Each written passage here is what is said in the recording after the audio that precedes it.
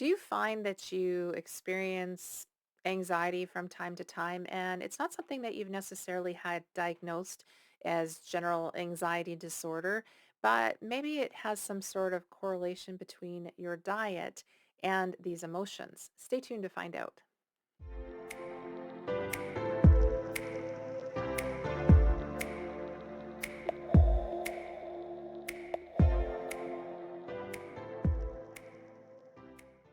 Hi, and welcome to Nature's Path to Wellness. My name is Wendy, and today we're going to be talking about the correlation between your diet and your emotions, but specifically anxiety. If you're consuming a diet that's highly processed and has a lot of added sugars, and perhaps you have insulin resistance, it is possible to experience mood swings.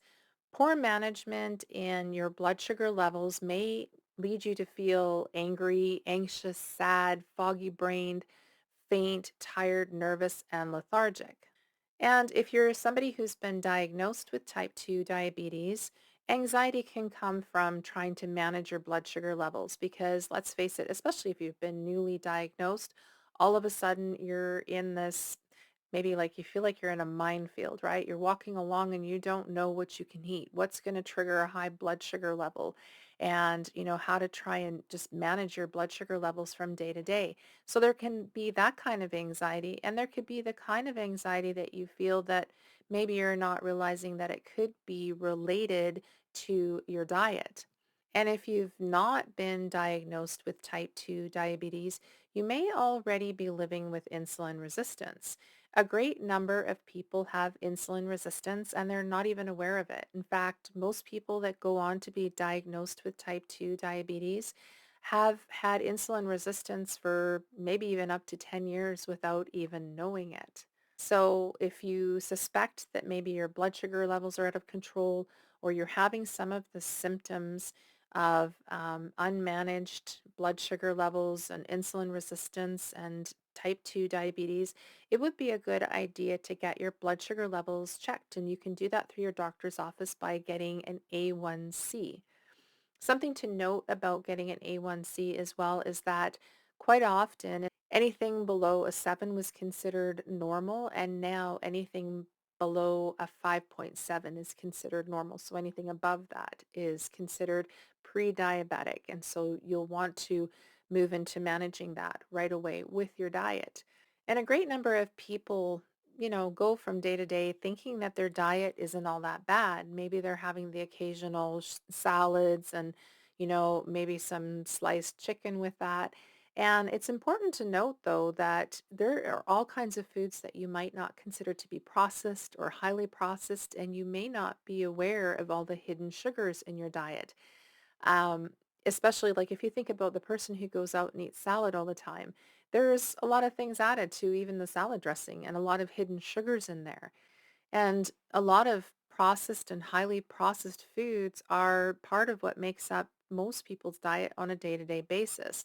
Things like bread, rice, pasta in the processed forms are, a lot of what people consume, and they do lend to high blood sugar levels, and this is what can cause a lot of the problems. Obviously, the key to managing your blood sugar levels lies in your diet. When I was first diagnosed with type 2 diabetes, I had been living with insulin resistance probably for years. And in fact, I used to have gestational diabetes when I was pregnant with my daughter, and then I was cleared from having any sort of diabetes after that for a while, but I was told to watch out, watch my diet, watch what I was consuming, because oftentimes people that have gestational diabetes go on to develop type 2 diabetes down the road. And so I was probably living with insulin resistance for a number of years before even being diagnosed with type 2 diabetes. And once I was diagnosed with type 2 diabetes, the first thing, or one of the first things that I did was go on to the keto diet. And the keto diet did a great job at helping to somewhat manage my blood sugar levels. I was able to lose a little bit of weight. And for the most part, I did see my blood sugar levels come down quite quickly when I started the keto diet. However, I have since made a change from the keto diet, which I had done years ago, and gone on to something that has helped to manage my blood sugar levels much better and to keep them down. And I find that I am healthier overall. But I'll get into that in just a little while. One of the most important things that you can do for your body and for your health is to include fiber in your diet. Fiber from plants and fruits and vegetables is not digested. And that might sound kind of strange, but it actually helps to mitigate the effects of carbs that are consumed as part of your diet. So when you're having the fiber from fruit, for example, if you're having an apple, it's better, of course, to have the whole apple rather than the apple juice. When you have the apple juice, you're basically just having the sugar and the liquid from the apple. But when you're having the fiber, it actually helps to your body to not absorb the sugar. So when people say, oh, people that are diabetic can't have any fruit, that is completely wrong. The important part is to not be having fruit juices. And it almost makes me cringe when I see people saying, oh, I'm going on a juicing diet or whatever, because then they're basically just having the sugars from whatever it is that they're consuming. So if they're juicing oranges or they're juicing apples or even carrots that can have a lot of sugar, they're basically just consuming the sugar. So when you're consuming processed and refined foods, you are missing out on the healthy fiber instead of simply just you're consuming the carb portion of the food. And that is just basically turned into sugar at a very high rate, as well as any added sugars in the food that you're consuming. When your body lacks the fiber that it needs to help control your blood sugar levels, then your blood sugar levels remain high, resulting in mood swings and possibly anxiety. Back in the days when I was first probably just having insulin resistance and when I was diagnosed with type 2 diabetes, I would disasterize everything. I would be anxious about all kinds of things and unreasonably so. I mean, I was going through a lot at that period in my life, to be fair, but also I know that my diet had something to do with how I was feeling and how I was reacting to certain things that were happening. I noticed, however, that when my blood sugar levels began to normalize and when I was able to get control of them on a regular basis, that these feelings of anxiety subsided. I didn't feel like I was trying to worry about the next thing that was going to possibly happen or and anxiety, generalized anxiety disorder is something, of course, but just having anxiety from your, from your diet and your blood sugar levels, it can be quite, I want to say crippling as well. You feel like you're sitting there just worrying about stuff. And I would hate to have something like generalized anxiety disorder and have to deal with that on a long-term basis. But I do believe that getting control of your diet and managing your blood sugars and eating healthy has a lot to do with your emotions. So the all-important question, what should you be eating to help manage your blood sugar levels? Well, let's start at the other end of things. Let's talk about what you shouldn't be eating first. First of all, we shouldn't be having any highly processed foods and processed foods. And some examples of highly processed foods are sweetened breakfast cereals, white bread, fried chicken, energy drinks, crackers, artificial cheeses, cereal bars, chips, packaged cookies, and macaroni and cheese. Those are just some examples, and these are things that people consume nearly every day in their diet. A good rule of thumb is if it comes in a box, then it's either processed or highly processed. And some examples of processed foods. So there's two things. There's highly processed, which I just mentioned some of those items, and then there's processed. So processed foods include fruit juices, tortilla chips, sparkling water, flavored sparkling water. I bet you find that one surprising. Whole wheat bread, granola bars, naturally flavored crackers, and rotisserie chicken. I'm betting that you'll want to say that I am taking all of the enjoyment out of eating for you. But I guess it comes down to a choice. You can choose to eat now and enjoy all these types of foods that you've been enjoying over the long term, the processed and highly processed foods with the added sugars that will later lead to poor health if you're not already having health concerns. Or you can start to eat healthfully now and enjoy a longer life and enjoy a much healthier life. The choice is really up to you. Just starting by cutting out the highly processed foods and the processed foods that have added sugars will actually make a huge improvement in your diet.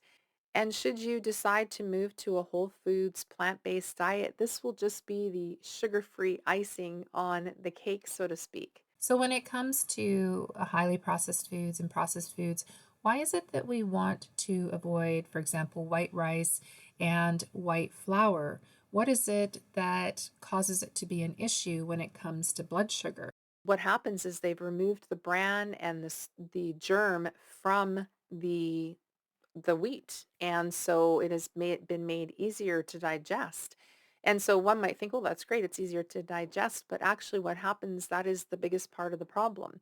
You see, we want our body to work at digesting the food. So, but rice and pasta, for example, if they're the whole grain version and you consume them with a lot of plant fibers. So sometimes what I'll do is I'll make stir fry, and stir fry I will have with a brown rice. So I'll just have like half a cup of brown rice that's been cooked, and along with that, then I will have a ton of stir fried veggies. And so I'm having a lot of plant fiber with just a little bit of carbs.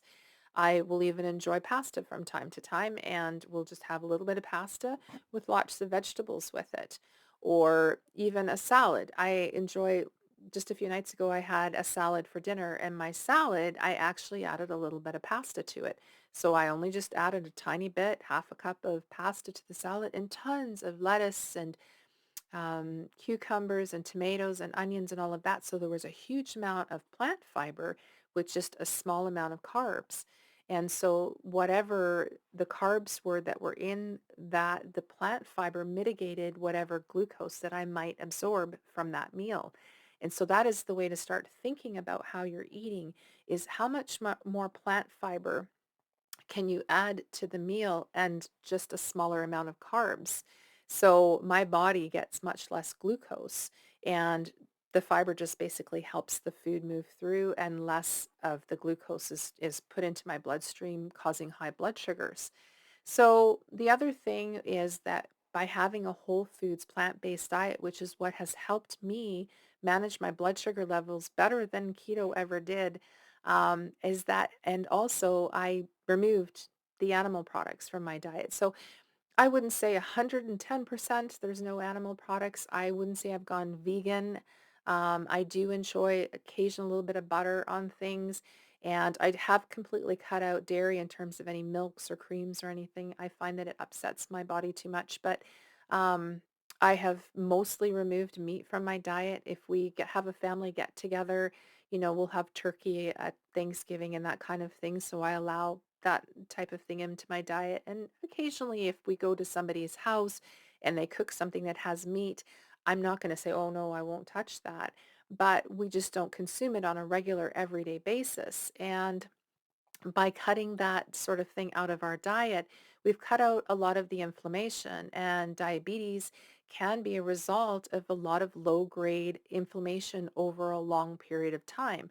So the other foods, the highly processed foods, the added sugars, the animal products, and the dairy are all inflammatory on the body. When you remove those things from your body is no longer in a state of inflammation, and it can start to heal, right? And then your blood sugar levels have normalized, and then you can come ahead and reverse type 2 diabetes.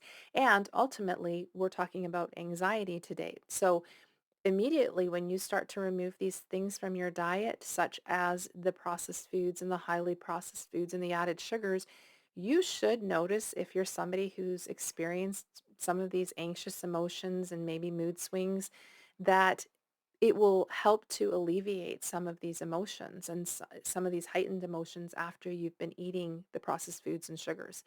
So if you're not quite ready to make a change to a whole food plant-based diet, that's okay. You can start by removing those items from your diet, and you will start to see an improvement almost immediately just from doing that step. And perhaps down the road, you want to make an even bigger step and change your diet entirely.